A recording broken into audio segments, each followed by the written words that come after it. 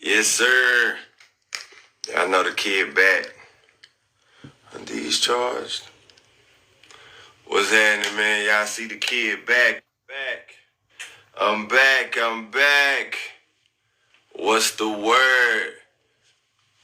Peace to the God, love to the earth. What's the word? How y'all doing, man?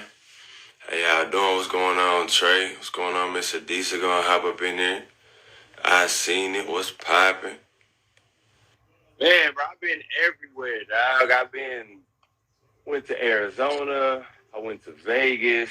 Then I ended up coming back to Dallas for like a day. Went to Turks and Caicos for a little while. Then I went to Houston. Now I'm back in Dallas.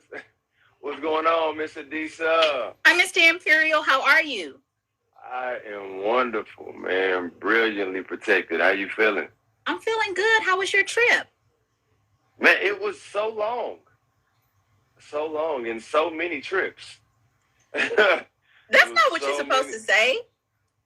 That's what it was, though. That's how it was. Okay. Came out to the sabbatical for 4 days. Then went out to Vegas for 3 days. What's going on, Chef Paul?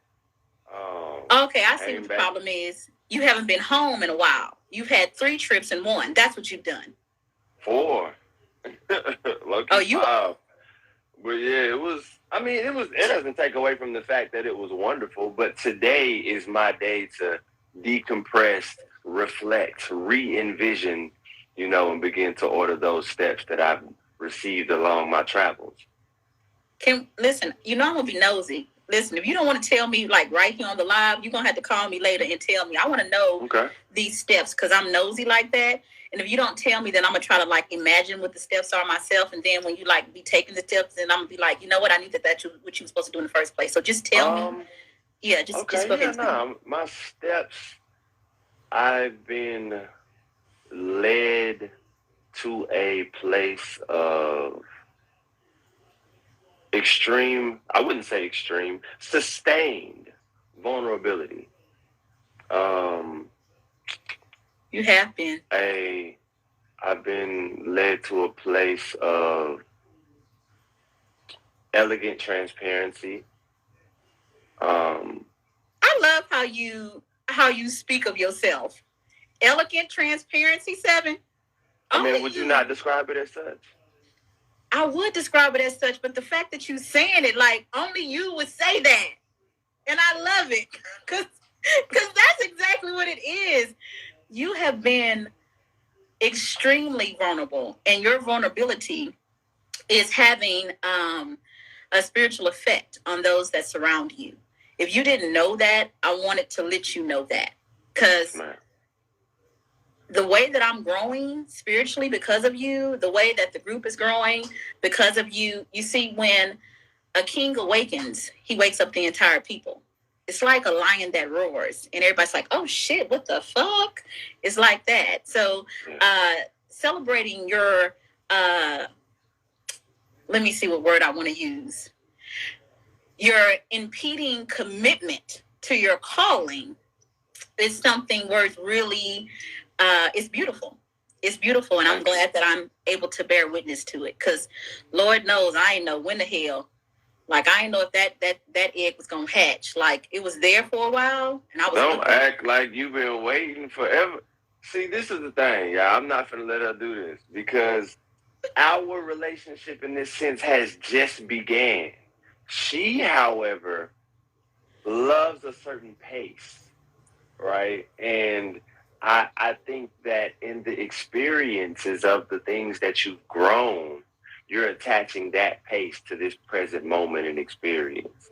You know what? It's just not applying. You know what? I need Sunshine on here because I'm going to be honest and woman enough to admit that I don't know how to correct you by myself. Where's she at? Y'all was all just on my head in the chat. Would you read the chat? Oh, yeah. Oh, shit. Okay, we're going to have to abort that shit then. We're going to have to abort that shit. Y'all been going so back and forth. I don't know where she at. I don't know where's Miss Tanisha at. Everybody, I know y'all free. I was responding real fast. You was not responding, 7. We were talking shit about you in the chat by ourselves. I said y'all were responding really fast. Yeah, because we didn't think you was listening. but you do be listening. And let me tell y'all something. That's the thing that we fucking love the most about Seven. He be acting like he don't be listening. We be fussing and going off. And then we recognize that he has remembered everything that we have said. And let me tell you something. Dude, that shit is fucking beautiful. We absolutely need that. Did you pin what we're going to be talking about today? As no, people's I did not. Well, go ahead and pin it because you know I don't know how to do that. What am I pinning? We're going to talk about, from boss bitch to goddess. Because, like, as we discussed in our last meeting, Seven, we're seeing that feminine consciousness needs to evolve a little bit more. We have turned into dragons and we have turned into boss bitches out of necessity because we had to. Any woman that really loves children, loves her children, and she's had them, she is not going to wait around and allow her children to suffer because she is waiting on a man to take care of her. She's just not going to do that. And there has been an onslaught of masculine energy criticizing the independent woman. And I understand why, but I'm going to have to, what'd you say, Seven? I didn't say nothing. I just said, Okay. Thank you so much for pinning that, sir. Okay, so there has been an onslaught from men saying something about this kind of woman without taking accountability for understanding that his lack of accountability is the reason why she has to even exist. So we're going to talk about the evolution, the next evolution in feminine consciousness, because we are not going back to what we wore. Because if masculine consciousness had appreciated that, we would have stayed like we were. If we were happy there, we wouldn't have transformed. Okay? We weren't happy there. Okay? So how do we go from being boss bitch to goddess? And how does that boss bitch energy affect our men and affect our children?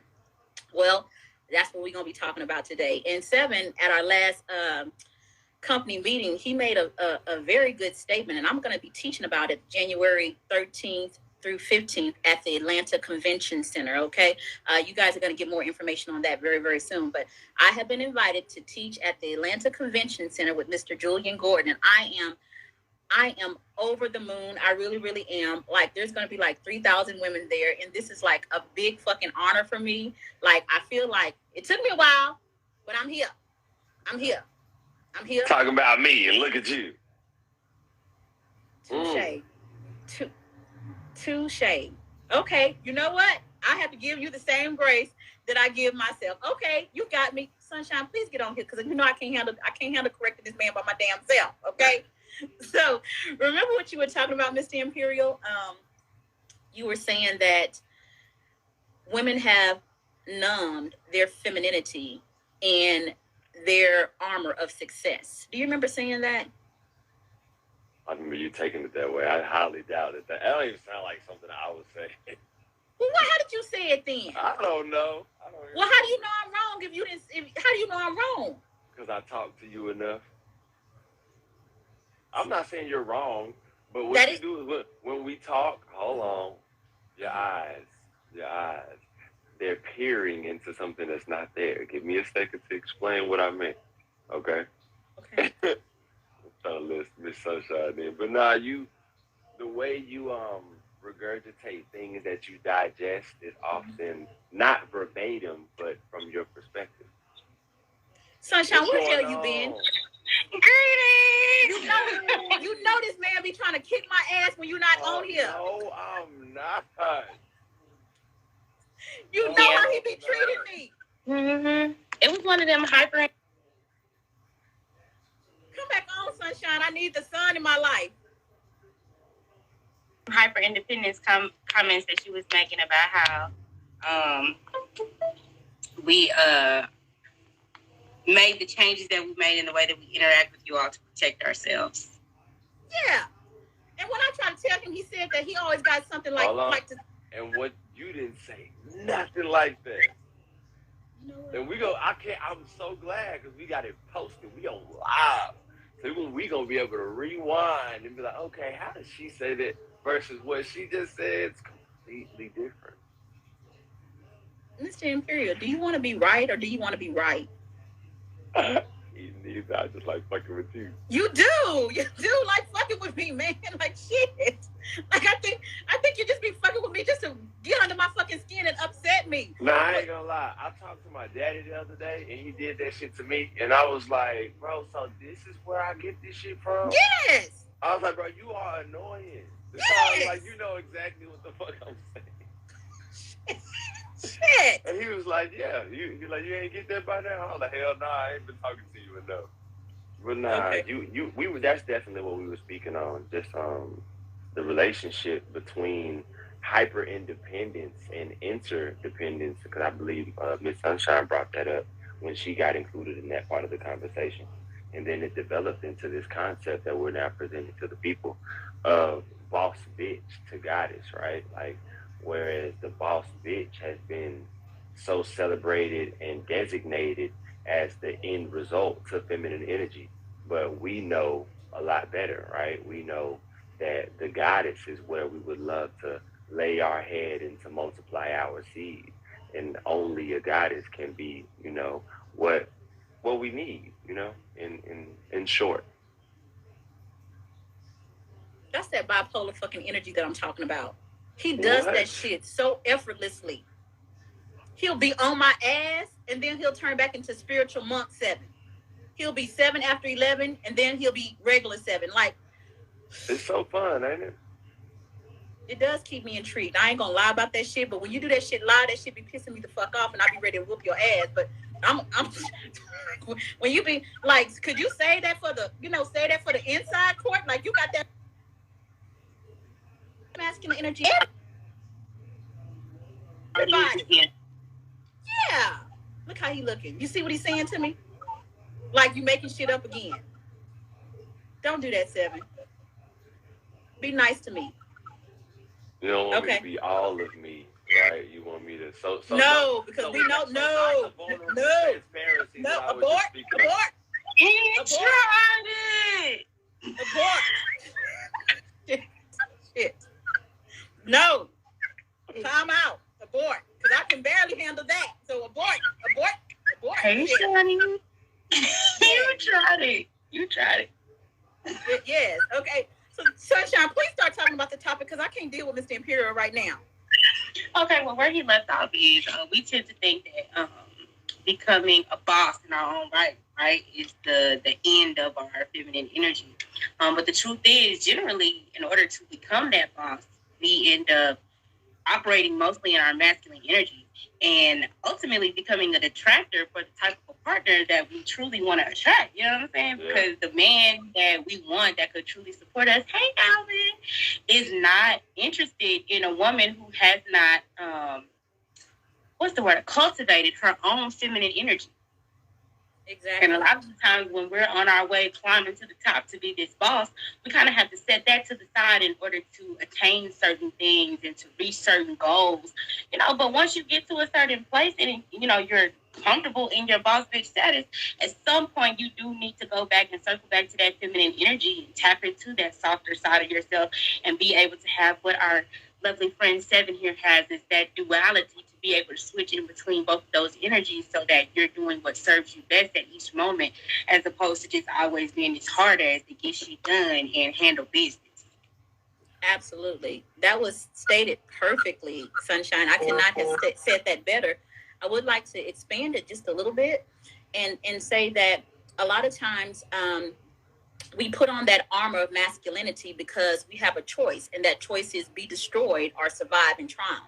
And feminine energy, that is boss bitch energy, is always going to choose to survive and triumph, right? So we have to slay or sacrifice our own femininity to climb that ladder, as Sunshine was saying, to get there. But we've sacrificed so much of ourselves that we have forgotten our true nature. We've forgotten our true nature. Now, when you have become so much of a dragon, because in order to make it to the top of this masculine world, you got to be a better man than most men, right? You have to become a dragon. And I did that. And what I learned is that when I decided, it couldn't be a man. I had to decide that I wanted more from this world. And when I wanted more from this world, it also correlated to me wanting more from men. It correlated to that. Instead of being intimidated by my success, but still wanting to fuck me, or being intimidated by my success, but wanting to conquer me, I decided that I wanted a man to not be intimidated by my power, but to love me. But in order for him to love me, he doesn't love the false sense of me. He only loves the true sense of me, right? So I had to make a decision to allow the true sense of me to come to the forefront. It was my decision, nobody else's. However, once I made that decision, the universe responded to that decision in me by allowing men that saw my true nature to approach me. And then I had an opportunity to either indulge in their energy, and because they always be sex guys and good looking with big dicks, I went ahead and decided to indulge in it. And when I decided to indulge in it, I found that the scales of my dragon flesh, they came off without me doing anything. Like, it was like, clothes off, nigga.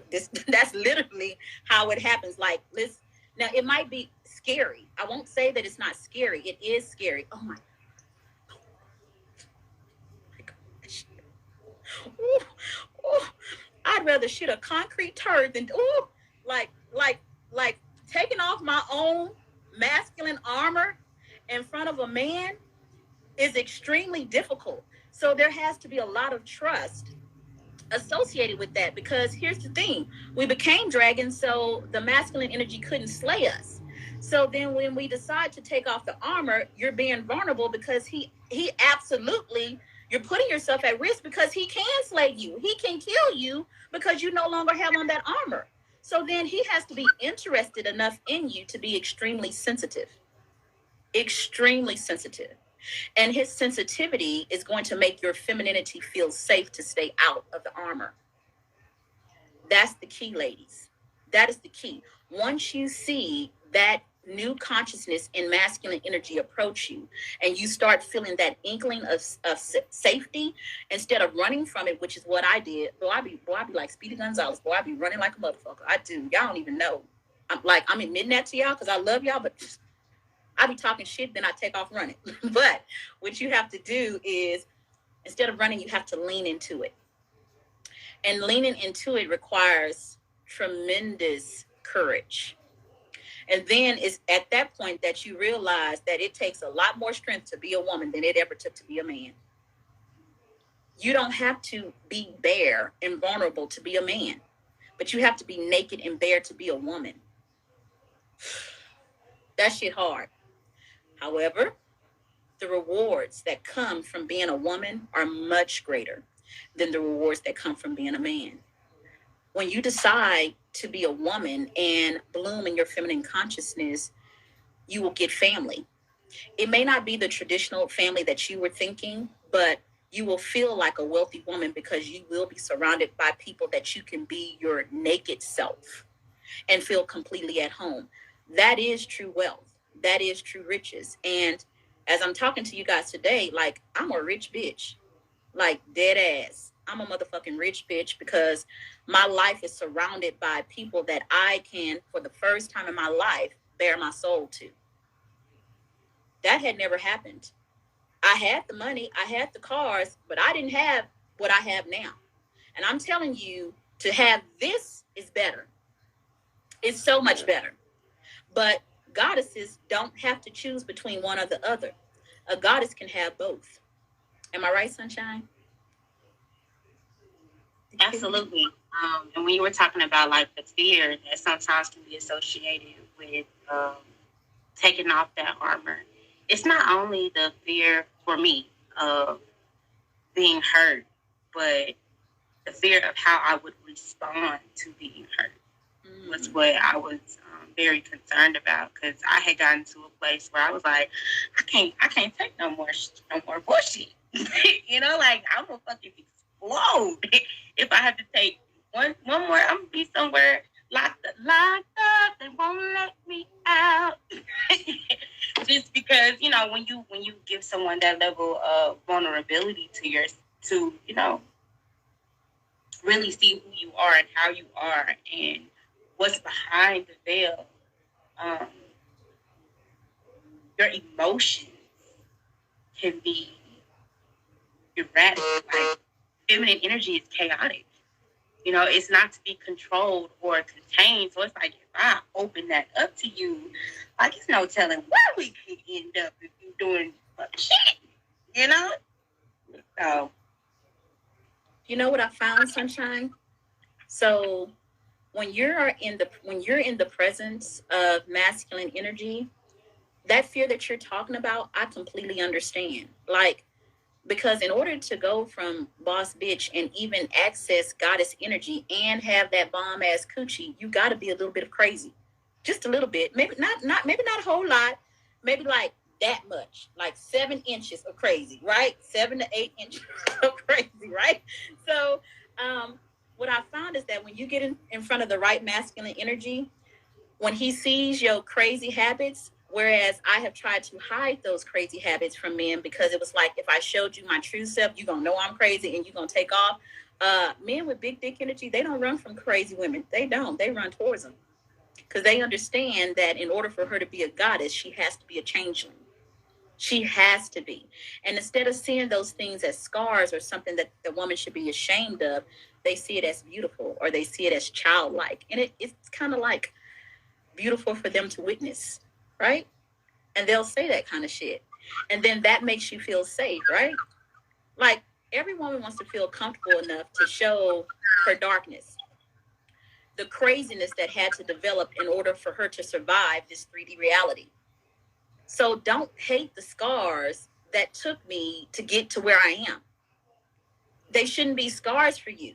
And for the right man, they never are. They never are. They're going to make you feel safe and they're going to make you feel free and liberated. And if you don't feel safe, it's the wrong man. It's the wrong man. It's the wrong man. And I think part of like figuring out that safety thing for me was accepting it from people like Seven and like platonic relationships and getting to a space like, oh, this is how it's fun. Oh, this is what safe feels like. Okay. Because it's really hard, like I always say, to attract a frequency that you're not familiar with, because you got to match a vibe. So it's like if I've never been around a man who's safe, because as much as I love my father and all that he was to me, he did not exemplify what would be safe for me for a romantic partner. Mm-hmm. As much as I love, the other men that I was exposed to throughout my life, even the man I married, he did not exemplify what would be safe to me as a partner. So I had no idea what to, what to even be putting out in order to get back. And then if those things said about my father and my partner, I wasn't safe. So I wasn't attracting, people who were safe. So first I had to become safe. I had to become, a safe place. And then once I did, I was like, okay, this is what I need to be admitting in order to attract this back to me. So if you don't feel safe, you're not safe. I agree. Me too. Do you have anything you want to add, Mr. Imperial? Yeah. Yeah, I do. Mm-hmm. Look at you over there, snappy. Yes. Yes. Got a little extra step in my pep or something. Whatever the fuck. Y'all know what I'm saying. A little extra step in whatever. My pep. Extra pep. What? Seven, don't start. Do not start. I love it. Let me love you. He did it again. I love it. Flawless. He's flawless. He does it. There's a story, right? We call, well, the man plants the seed into the woman, and whatever he plants germinates, is cultivated, and multiplied, right? So in the greatest sense of what physical earth has to offer, a woman would be a very, very fruitful tree, right?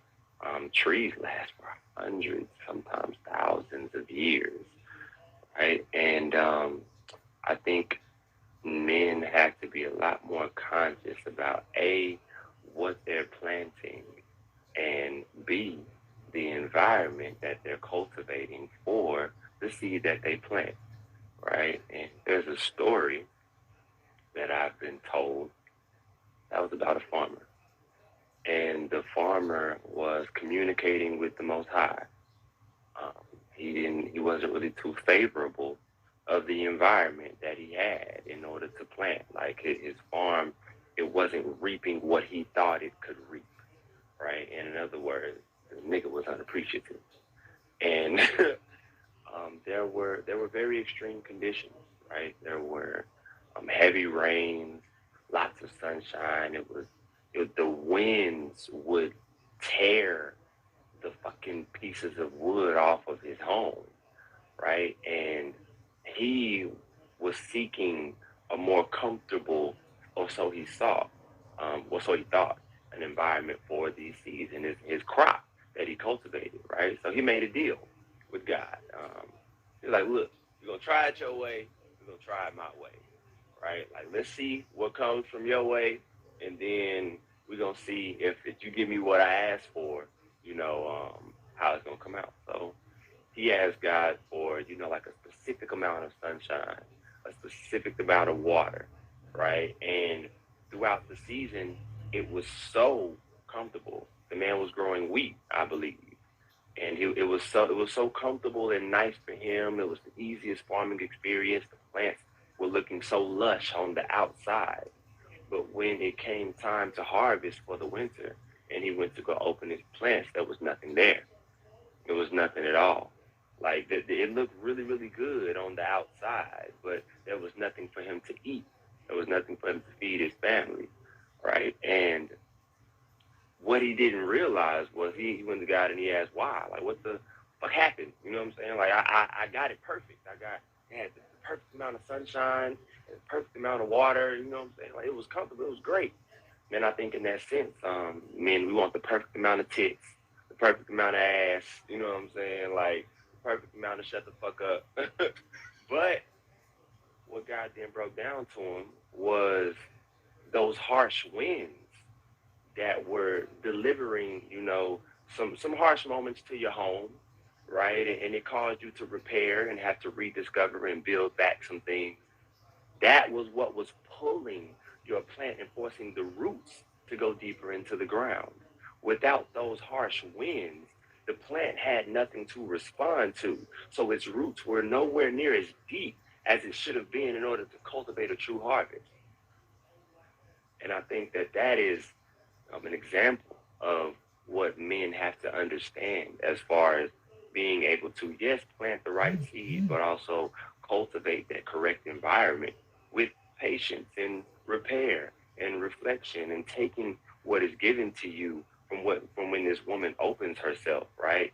And allows herself to be all that she is for you because you said that's what you wanted, right? And a lot of men, I feel like when they do receive that, they're not in a place within themselves to receive it from her. So then we project our inadequacies onto her, right? Like she's allowed herself to be open and loving and transparent with us. But then that comes with some of the pain that she suffered over the years, right? But you told her you were ready for this. And you may not have said it with your mouth, but what you said with your actions, which we all know communicates more loud than anything, right? Is you laid with her. You ain't used no fucking rubber. You might have, you gave her everything you could in the bedroom, right? But when it came to and that's the water, like you had the perfect amount of water, you know what I'm saying? And then like you had the perfect amount of money, right? But when it came to those harsh winds and what's necessary for those roots to dig deep and for you guys to be able to sustain this harvest and to really, really grow and experience life, we don't always allow that. So, yeah, that's what I had to say about that. Sunshine, do you see why I stay on this nigga's ass? I feel it in my belly. You feel it? Because he wasn't going to deliver all of this if I hadn't humbled myself and asked him for more. That is how he is. Like, all the time. Like, Mr. Imperial. Yes, ma'am. You know I love you, right? Yeah. Yeah, but you're a lot bit of a snob, right? And this little humbling that you're doing, where I gotta beg you before you give me your seed. Like, yeah, what is that? Why we gotta beg? I mean, I don't mind, but why we gotta beg for it? I think it creates a very unique and fun experience because I don't think that women or feminine energy in the whole of existence period, I don't think it's used to asking for something and actually receiving exactly what you asked for and more. And I think that when feminine energy is given that experience, we have yet to see what can come from that. So I'm just trying some things out. You real good, Mr. Imperial. Like, that sounded like a really valid answer. and you were so smooth with it. But how about masculine energy likes to play games a little bit and have women chase them a little bit? You like, this my seed. I only give it to royal bitches. Like I wouldn't say that because that might be masculinity expressed with feminine energy. That's exactly what it is. Yeah, so that's all it is. Just let me work. It feels good. I know it do. Y'all ain't smiling like that for no reason.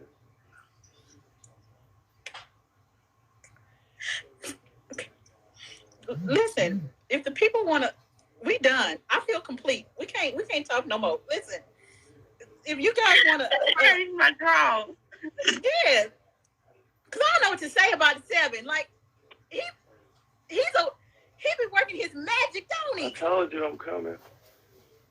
7, sir. Okay, Give me some I'm time. complete. I can't say no more.